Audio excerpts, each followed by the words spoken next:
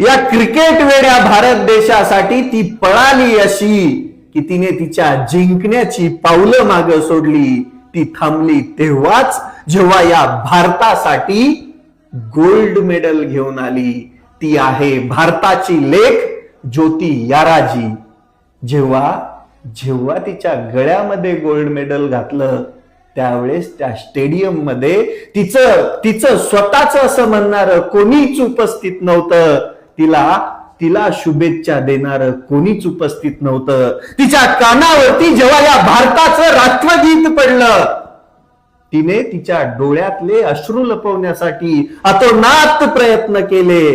पण तिने जी मेहनत घेतली ती भारताचा तिरंगा अगदी आकाशात उंच झेपवण्यासाठी तिने तो झेपवला.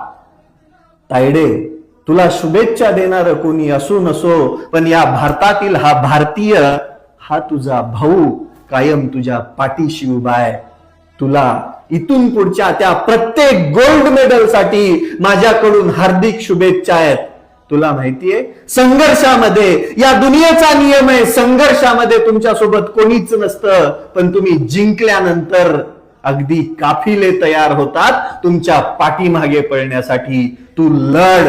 इथून पुढे प्रत्येक मिळणाऱ्या त्या प्रत्येक गोल्ड मेडल साठी माझ्याकडून तुला हार्दिक हार्दिक शुभेच्छा आहे.